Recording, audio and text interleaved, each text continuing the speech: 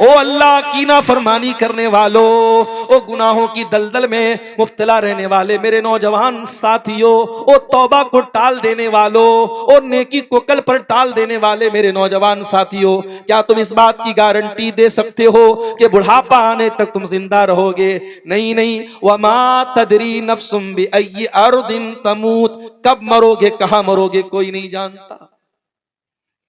اللہ کے پیارے نبی ایک حدیث میں فرماتے ہیں کہ جس زمین پر انسان کی موت لکھی رہتی ہے، اللہ تبارک و تعالیٰ اس زمین تک کسی نہ کسی طریقے سے پہنچا دیتا ہے۔ وہ سرزمین آپ کو اپنے آپ آٹومیٹک کھینچ لے گی۔ علامہ احسان الہی ظہیر ہماری جماعت کے بہت بڑے عالم تھے، ہمارے پڑوسی ملک کے رہنے والے تھے، لاہور میں تقریر کر رہے تھے، دشمنوں کی سازش ہوئی، بم دھماکہ ہوا، اس موقع پر کئی علماء شہید ہو گئے۔ علامہ احسان الہی ظہیر بھی سخت طریقے سے زخمی ہوئے۔ سعودی عرب کی حکومت نے ان کے علاج معالجے کے لیے ان کو ریاض بلوایا، فلائٹ سے ریاض پہنچایا گیا۔ ریاض کے ہاسپٹل میں دوران علاج علامہ احسان الہی ظہیر نے دم توڑ دیا۔ ان کی لاش کو، ان کی میت کو مدینہ کے اندر لایا گیا، مسجد نبوی کے اندر ان کی جنازے کی نماز پڑھائی گئی، اور بقیع کے قبرستان میں جہاں 10,000 سے زیادہ صحابہ کرام کی قبریں دفن ہیں، اس قبرستان میں علامہ احسان الہی ظہیر کو دفنایا گیا۔ انتقال کہاں ہوا، موت کہاں ہوئی، دفن کہاں ہوئے، میرے پیارے ساتھیوں ہم نہیں جانتے ہم کب اور کہاں مریں۔ اسی لیے عبداللہ ابن عمر کہا کرتے تھے اذا اصبحت فلا تنتظر المساء، جب صبح ہو جائے تو شام کا انتظار نہ کیا کرو، وَإِذَا أَمْسَيْتَ فَلَا تَنْتَظِرِ الصَّبَاحَ، جب شام ہو جائے تو صبح کا انتظار نہ کیا کرو۔ زندگی کے ہر دن کو آخری دن سمجھ کر کے گزارا کرو۔ تو اللہ کہہ رہا ہے ہم توبہ سب کی قبول نہیں کرتے۔ انما التوبۃ علی اللہ للذین یعملون السوء بجہالۃ ثم یتوبون من قریب، ہم تو ان کی توبہ قبول کرتے ہیں جو نادانی میں آ کر کبھی گناہ کا کام کر بیٹھتے ہیں تو جلدی سے توبہ کر لیتے ہیں۔ اچھا پتہ ہے شیطان گناہ کے بعد، گناہ کرنے سے پہلے بھی یہ احساس دلاتا ہے کہ ابھی گناہ کر لو بعد میں سدھر جانا۔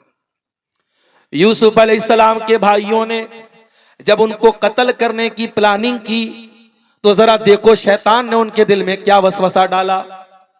کہا کہ اقتلوا یوسف اقتلوا یوسف او اطرحوہ ارضا یخل لکم وجہ ابیکم وتکونوا من بعدہ قوما صالحین۔ آپس میں مشورہ کر رہے ہیں کہ کیا کیا جائے، ہمارا باپ یوسف سے زیادہ محبت کرتا ہے، ہم سے کم کرتا ہے۔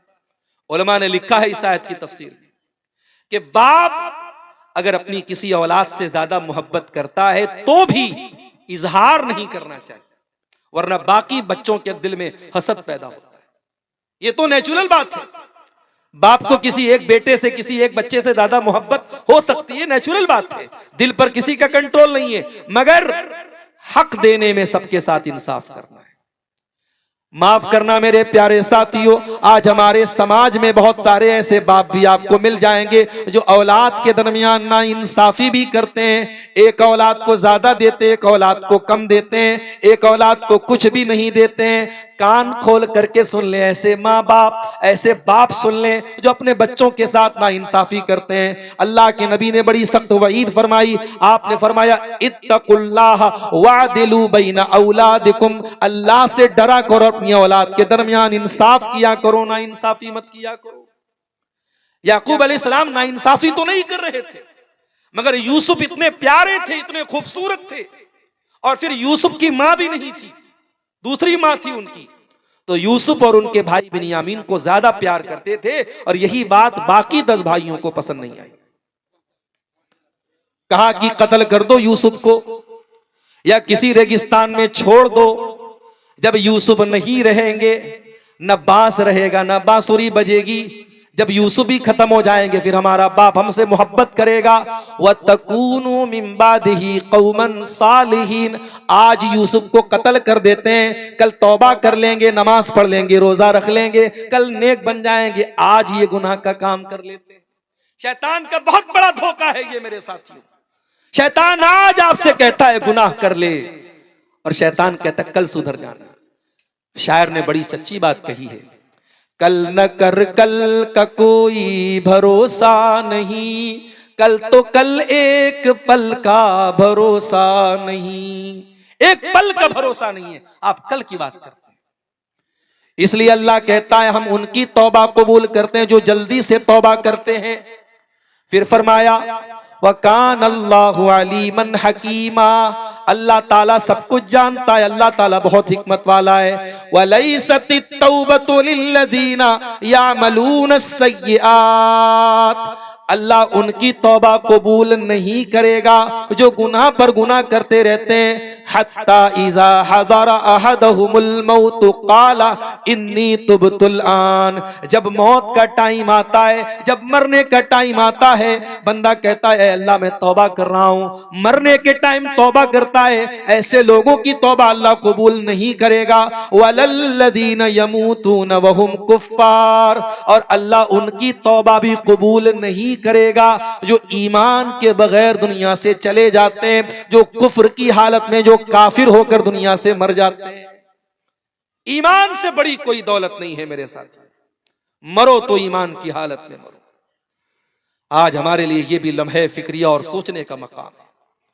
آج ہماری قوم کی بیٹیاں نصرت جہاں سے نشا سنگھ بن جاتی ہیں، مسلمان لڑکی مرتد ہو جاتی ہے، یہ سامان، یہ سوچنے کا سامان ہے، یہ سوچنے کا مقام ہے۔ میرے پیارے ساتھیوں، ایمان سے بڑی کوئی دولت نہیں ہے۔ آج جب لوگ اپنے اپنے مذہب کے مطابق کوئی اپنے بدن کو ننگا کر کے اللہ کو خوش کرنے کی ناپاک کوشش کر رہا ہے، کسی کے مذہب میں ندی میں نہانے پر اس کے پاپ دھل رہے ہیں، کسی کے مذہب میں ننگا رہنا ہی اس کے لیے بڑا برکت کا سبب ہے، کسی کے یہاں شرمگاہ کی عبادت کی جا رہی ہے، کوئی گائے کو دیکھ کر کے ہاتھ جوڑ رہا ہے، کوئی گائے کا پیشاب پی رہا ہے، کوئی گائے کا گوبر کھا رہا ہے۔ یہ سارے مناظر دیکھ کر کے میرے پیارے ساتھیوں ہمارے دل میں یہ احساس پیدا ہوتا ہے اے اللہ تیرا بہت بہت کرم ہے، تیرا بہت بہت احسان ہے اللہ، جتنا تیرا شکر ادا کرے کم ہے۔ تو نے ہمیں مسلمان بنایا، تو نے ہمیں اسلام جیسی نعمت سے نوازا، اسی لیے جب جنتی جنت میں جائیں گے تو کیا کہیں گے؟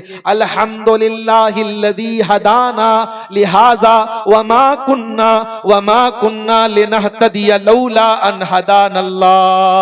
اے اللہ تیرا کرم اور تیرا شکر ہے کہ تو نے ہمیں ہدایت کی نعمت سے نوازا۔ اے اللہ اگر تو نے ہدایت نہ دی ہوتی تو ہم ہدایت نہیں پا سکتے تھے۔ ہماری سب سے بڑی دولت ایمان کی دولت ہے میرے ساتھی، اس دولت کی حفاظت کرو۔ میری بہنوں، کوئی لاکھ محبت اور پیار کا اظہار کر دے، کوئی لاکھ تمہارے اوپر دورے ڈال دے، کوئی لاکھ تمہارے حسن و جمال کی تعریف کر دے، ایمان سے کبھی کمپرومائز مت کرنا، ایمان سے کبھی سمجھوتا مت کرنا، اس سے بڑی کوئی دولت نہیں۔ سمیہ شہید ہو گئی اسی ایمان کو بچانے کے لیے، بلال تپتی ریت پر لیٹ گئی اسی ایمان کو بچانے کے لیے، صہیب رومی نے سب کچھ قربان کر دیا اسی ایمان کو بچانے کے لیے، صحابہ نے اپنے سگے بیٹوں سے جنگ کی میدان جنگ میں اسی ایمان کو بچانے کے لیے۔ ایمان سے بڑا کوئی رشتہ نہیں، ایمان سے بڑی کوئی دولت نہیں، ایمان سے قیمتی کوئی چیز نہیں، اسی لیے اللہ کہتا ہے ہم ان کی توبہ قبول نہیں کریں گے۔ وَلَلَّذِينَ يَمُوتُونَ وَهُمْ كُفَّارٌ، جو کفر کی حالت میں دنیا سے چلے جائیں گے، کافر کی توبہ اللہ قبول نہیں کرے گا۔ اور یہاں ایک بات اور نوٹ کر لیجیے، ہمارے یہاں ایک کہاوت ہے اردو میں، صبح کا بھولا شام کو لوٹ آئے تو اسے بھولا نہیں کہتے۔ اللہ رب العالمین کے یہاں الگ ہی فارمولا ہے۔ ہمارے یہاں اگر کوئی بھولا صبح کا بھولا شام کو لوٹ جائے تو ہم کہتے صاحب اب اس کو بھولا مت کہو۔ اللہ کا قانون کیا ہے ذرا سن لیجئے، قرآن کا 19واں پارہ اٹھائیے، اللہ فرماتا ہے میرے نیک بندے والذین لا یدعون مع اللہ الہا آخر، میرے نیک بندے شرک نہیں کرتے، ولا یقتلون النفس التی حرم اللہ الا بالحق، کسی بے قصور کی ہتیا نہیں کرتے، ولا یزنون، اور زنا نہیں کرتے۔ میرے نیک بندے یہ تین بڑے بڑے مہا پاپ نہیں کرتے۔ اگر کوئی پوچھے آپ سے کہ اسلام میں مہا پاپ کیا ہے، اسلام میں سب سے بڑا گناہ کیا ہے، تو بتا دینا سب سے بڑا گناہ شرک ہے، پھر قتل ہے، پھر زنا ہے۔ یہ تین میجر کرائم ہے اسلام میں، سب سے بڑے گناہ ہے، شرک کرنا، قتل کرنا، زنا کرنا۔ اللہ فرماتا ہے میرے نیک بندے یہ تینوں کام نہیں کرتے. وَمَن يَفْعَلْ ذَلِكَ يَلْقَ أَثَامًا، اور جو ان میں سے کوئی کام کرے گا وہ بہت مصیبت اٹھائے گا. يُضَاعَفْ لَهُ الْعَذَابُ يَوْمَ الْقِيَامَةِ، اس کو قیامت کے دن ڈبل عذاب دیا جائے گا. یضاعف لہ العذاب یوم القیامت ویخلد فیہ مہانا، اور وہ ذلیل ہو کر کے ہمیشہ جہنم میں رہے گا. اگر کوئی شرک کر کے، قتل کر کے اور زنا کر کے اللہ کیا جائے گا؟ ذلیل ہو کر کے جہنم میں رہے گا. اب ذرا اگلی آیت سنیے. الا من تاب وآمن وعمل عملا صالحا، ہاں اگر کوئی توبہ کر لے اور ایمان لے آئے اور نیک عمل کرے، فَأُولَئِكَ يُبَدِّلُ اللَّهُ سَيِّئَاتِهِمْ حَسَنَاتٍ، اللہ فرماتا ہے ہم ان کے گناہوں کو نیکیوں میں بدل دیں گے. اللہ اکبر. کل تک شراب پیتا تھا، کل تک زنا کرتا تھا، کل تک چوری کرتا تھا، کل تک حرام کام کرتا تھا، آج اللہ کی بارگاہ میں سچی توبہ کر لے، اللہ اس کے اکاؤنٹ کی، اس کے نام اعمال کی ساری برائیوں کو اللہ نیکیوں میں بدل دے گا. وارے کریم تیری رحیمی، وارے رحیم تیری رحمت، وارے کریم تیرا کرم، وارے رحمان تیری رحمت کے کیا کہنے میرے بھائیوں، اس اللہ کی شان کریمی کے کیا کہنے کہ وہ ایک گنہگار اگر سچی توبہ کر لے اس کے گناہوں کو نیکیوں میں بدل دیتا ہے. یہی نہیں، قرآن کا 30واں پارہ اٹھائیے، بہت مشہور سورت ہے سورۃ البروج، ہم میں سے بہت سارے لوگوں کو یاد بھی ہوگی. وَالسَّمَاءِ ذَاتِ الْبُرُوجِ وَالْيَوْمِ الْمَوْعُودِ وَشَاهِدٍ وَمَشْهُودٍ قُتِلَ أَصْحَابُ الْأُخْدُودِ النَّارِ ذَاتِ الْوَقُودِ إِذْ هُمْ عَلَيْهَا قُعُودٌ. اللہ نے سورہ بروج میں واقعہ بیان کیا. کسی دور میں ایمان لانے والوں کو کافروں نے خندق کھود کر کے، کھائی کھود کر کے، گڈھا کھود کر کے زندہ جلا دیا تھا. عربی میں کھائی کو اخدود بولتے ہیں. کھائی کھود کر کے، گڈھا کھود کر کے ایمان والے بچوں کو، عورتوں کو، مردوں کو زندہ جلا دیا تھا. وَمَا نَقَمُوا مِنْهُمْ إِلَّا أَن يُؤْمِنُوا بِاللَّهِ الْعَزِيزِ الْحَمِيدِ. اور ایمان لانے والوں کا جرم کیا تھا؟ آج فلسطین کے شہر غازہ پر اسرائیل بمباری کرتا ہے، چھوٹے چھوٹے بچوں کی لاشوں کے ٹکڑے ہو جاتے ہیں. کیا قصور ہے ان مسلمانوں کا؟ قرآن 1400 سال پہلے جواب دیتا ہے ہر دور میں. وَمَا نَقَمُوا مِنْهُمْ إِلَّا أَن يُؤْمِنُوا بِاللَّهِ الْعَزِيزِ الْحَمِيدِ. اے ایمان والو، تم پر ظلم و ستم کے پہاڑ توڑے جائیں گے، تم بے قصور رہو گے تب بھی تم کو مارا پیٹا جائے گا. تمہارا جرم یہی ہے کہ تم مسلمان ہو، تمہارا جرم یہ ہے کہ تم اللہ کے اوپر ایمان رکھتے ہو. ہر دور میں اہل باطل کا طریقہ رہا ہے ایمان والوں کو ستانا اور ان کو تکلیف دینا. کسی زمانے میں اصحاب کہف، وہ چند نوجوان جنہوں نے اپنے باپ کی حویلی کو چھوڑ کر اپنے ایمان کو بچانے کی خاطر ایک پہاڑ کی گفا میں جا کے پناہ لی تھی، ان نوجوانوں نے آپس میں کیا کہا تھا؟ انہم ان یظہروا علیکم یرجموکم او یعیدوکم فی ملتہم ولن تفلحوا اذن ابدا. ان نوجوانوں نے آپس میں مشورہ کیا اگر دشمن ہم کو پا گیا تو یا تو جان سے مار دے گا یا مرتد کر دے گا، کافر بنا دے گا، مشرک بنا دے گا، اور اگر ہم مشرک ہو گئے، کافر ہو گئے تو پھر ہم سے زیادہ خسارہ اٹھانے والا، ہم سے زیادہ نقصان اٹھانے والا کوئی نہیں ہوگا. ہر دور میں اہل باطل کا ایک ہی مشن ہے. وَلَن تَرْضَى عَنْكَ الْيَهُودُ وَلَا النَّصَارَى حَتَّى تَتَّبِعَ مِلَّتَهُمْ. ان کا ایک ہی مشن ہے کہ اے مسلمانوں، تم اپنے دین کو چھوڑ دو، اپنے اللہ کی محبت چھوڑ دو، اپنے رسول کی محبت چھوڑ دو، اپنے ایمان کی محبت چھوڑ دو، تم ان کے نقش قدم پہ چلو. ہر دور میں ان کا مشن یہی رہا ہے. اصحاب الاخدود نے ایمان والوں کو جلا ڈالا. اب ذرا غور سے سنیے گا جو نقطہ میں بیان کرنے جا رہا ہوں. وَمَا نَقَمُوا مِنْهُمْ إِلَّا أَن يُؤْمِنُوا بِاللَّهِ الْعَزِيزِ الْحَمِيدِ. انہوں نے ایمان والوں کو کیوں جلا دیا؟ کس بات کی سزا دی؟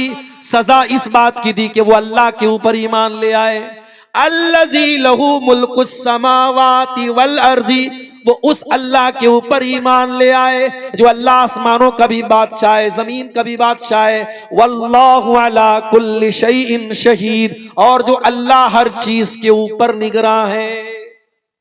اس کے بعد اللہ کہتا ہے ان الذین فتنوا المؤمنین والمؤمنات ثم لم يتوبوا فلهم عذاب جہنم ولهم عذاب الحریق۔ او لوگو جنہوں نے میرے ایمان والے بندوں کو جلا ڈالا، ان کو آزمائش میں ڈالا، ان کو قتل کیا، اور پھر توبہ نہیں کی، پھر اللہ سے معافی نہیں مانگی، ان کو ہم جہنم کی آگ میں جلائیں گے۔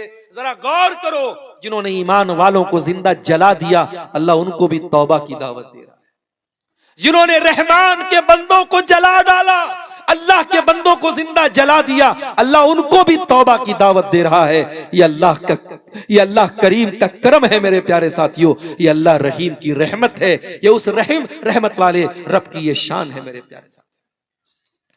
اور اب ایک آیت میں قرآن کی پڑھنے جا رہا ہوں، یہ وہ آیت ہے، عبداللہ بن مسعود کہا کرتے تھے کہ گنہگاروں کو سب سے زیادہ امید دلانے والی قرآن کی یہی آیت ہے۔ جو کوئی گنہگار ہے، کسی نے اپنی زندگیوں کو گناہوں میں گزارا ہے، اللہ کی رحمت سے مایوس ہو چکا ہے، آؤ تیرا رب تجھے آسرا دلا رہا ہے، تیرا رب تجھے امید دلا رہا ہے۔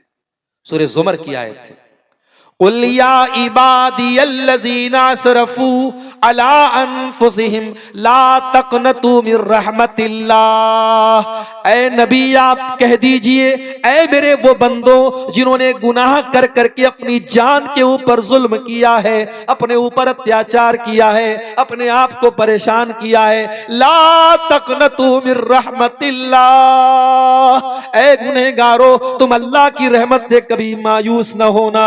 توبہ کا دروازہ کھلا ہے، معافی کا دروازہ کھلا ہے، آ جاؤ، اللہ تمہیں معاف کرنے کو تیار ہے، تم پر کرم کرنے کو تیار ہے، تم اللہ کی رحمت سے کبھی مایوس نہ ہونا۔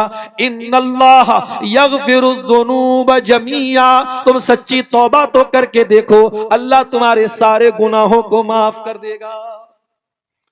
بنی اسرائیل میں ایک آدمی نے 99 لوگوں کو قتل کیا تھا، 99 لوگوں کا مرڈر کیا تھا۔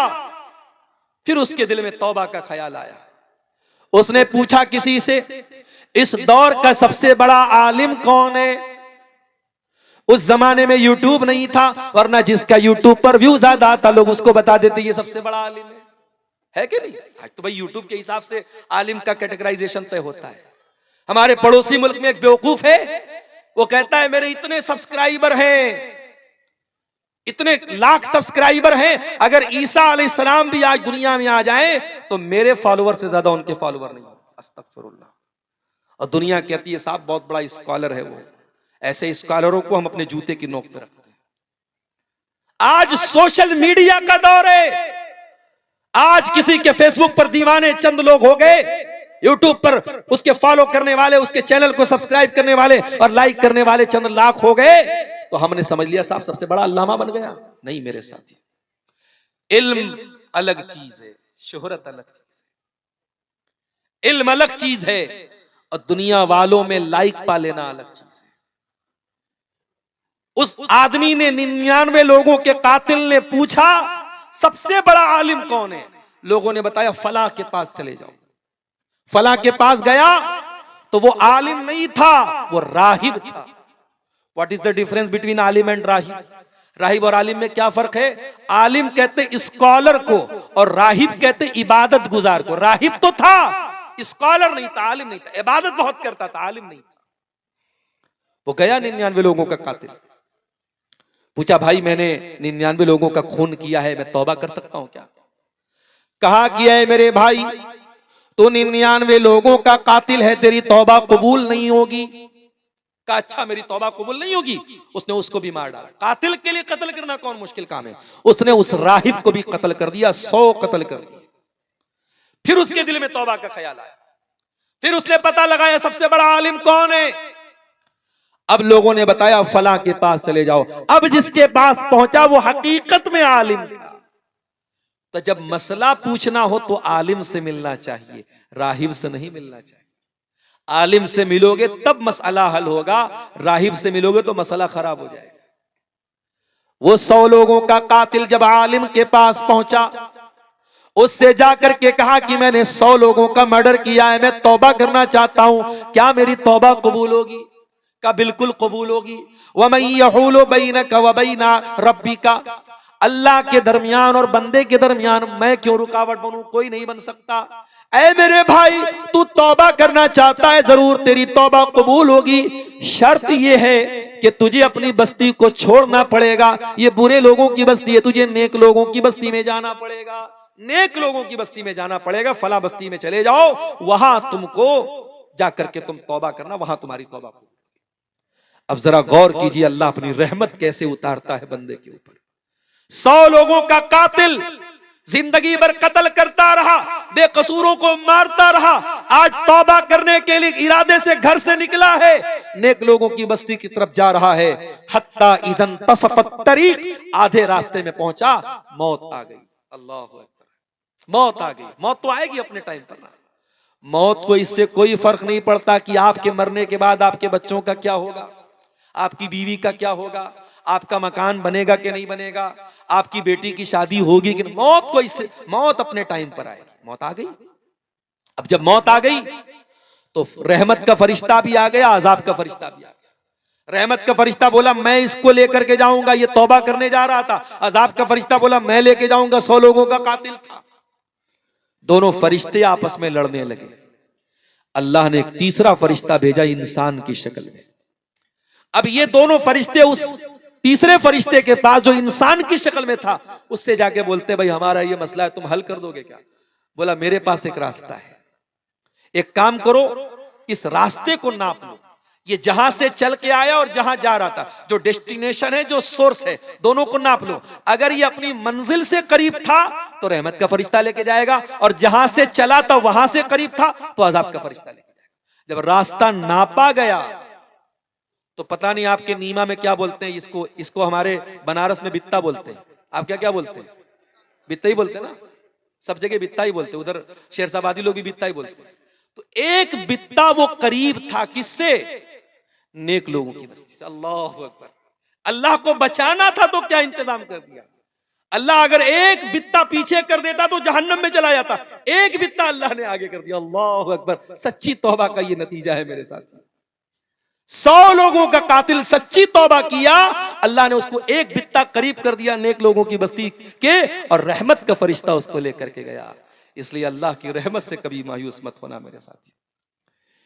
اسی لیے میرے پیارے ساتھیوں، اللہ کے پیارے نبی فرماتے ہیں، حدیث قدسی ہے، اللہ کے پیارے نبی صلی اللہ علیہ وسلم فرماتے ہیں کہ اللہ تعالیٰ فرماتا ہے یبن آدم لو بلغت ذنوبک عنان السماء، اے آدم کے بیٹے اگر تیرے گناہوں سے آسمان کے کنارے بھر جائیں اور پھر تو میرے پاس آ کر کے مجھ سے معافی مانگ لے، اگر میرے ساتھ کسی کو شریک نہ کرے، لأتیتک بقرابہا مغفرہ، میں زمین بھر کے تجھے مغفرت دینے کو تیار ہوں، میں تجھے معاف کرنے کو تیار ہوں۔ اللہ تو ہمیں معاف کرنے کو تیار ہے میرے ساتھی، مگر ہم توبہ نہیں کرنا چاہتے۔ ہماری آنکھیں اتنی خشک ہو چکی، ہمارے دل اتنے پتھر ہو چکے ہیں، ہم کبھی اللہ کے سامنے کبھی روتے نہیں۔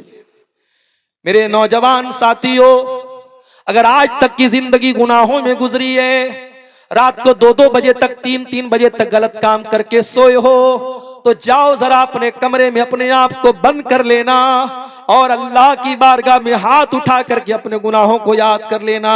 اگر آنکھوں سے 2-4 آنسو کے قطرے گر گئے، کیا پتا وہ آنسو کے قطرے ہماری نجات کا ذریعہ بن جائیں۔ اللہ کے نبی فرماتے ہیں لا تدخل النار، وہ آنکھ جہنم میں نہیں جائے گی، عین بقت من خشیت اللہ، جس آنکھ سے اللہ کے خوف سے آنسو بہتا ہو وہ آنکھ جہنم کی آگ میں نہیں جلے گی۔ اللہ کے پیارے نبی صلی اللہ علیہ وسلم فرماتے ہیں 7 لوگ ایسے ہوں گے جن کو قیامت کے دن اللہ تعالیٰ اپنے عرش کا سایہ دے گا، ان 7 میں ایک خوش نصیب انسان وہ بھی ہوگا۔ فرمایا وَرَجُلٌ ذَكَرَ اللَّهَ خَالِيًا فَفَاضَتْ عَيْنَاهُ، جس نے اکیلے میں اللہ کو پکارا ہوگا اور اس کی آنکھوں سے آنسو بہہ گئے ہوں گے۔ تو توبہ کرو میرے عزیزو۔